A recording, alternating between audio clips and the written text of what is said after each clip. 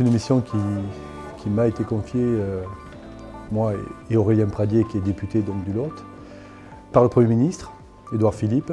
C'est une mission qui nous a été confiée donc, au mois d'avril, nous l'avons débutée au mois de mai. Et c'est une mission, pour résumer, qui vise à trouver les pistes d'accompagnement des nouvelles technologies, du numérique sur les territoires ruraux pour réduire la fracture territoriale. Donc c'est une mission que nous avons débutée il y a de cela maintenant plusieurs semaines et que nous mettons en œuvre sous l'égide du ministère de la Cohésion des Territoires avec Jacques Mézard et également donc, du ministère du Numérique avec Mounir Madjoub.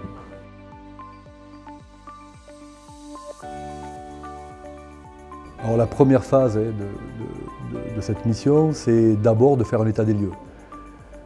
Et d'ailleurs aujourd'hui notre venue donc, à Aurillac s'inscrit dans cette démarche et de venir voir les bonnes pratiques sur l'ensemble de nos territoires pour essayer justement d'avoir un petit peu un catalogue des bons usages, des bonnes pratiques, des bonnes initiatives pour essayer de voir si ce qui marche sur certains de nos territoires peut être généralisé à d'autres territoires.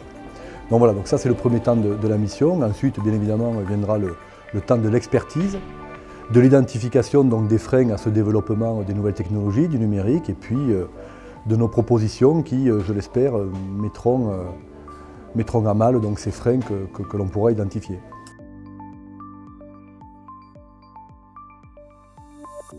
Bien sûr, l'idée c'est bien évidemment d'identifier toutes les bonnes pratiques sur l'ensemble de nos territoires en France et sur les territoires d'outre-mer, mais c'est également d'aller voir ce qui se passe à l'étranger.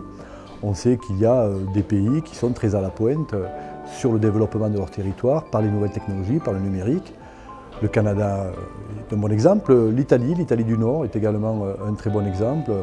On a pu le constater dans le cadre de nos auditions, le Japon qui est très avancé sur le plan des nouvelles technologies, qui a un problème aussi démographique dans certaines zones du Japon et on a identifié effectivement des pratiques dans ces pays-là qui peuvent être source d'inspiration pour la France.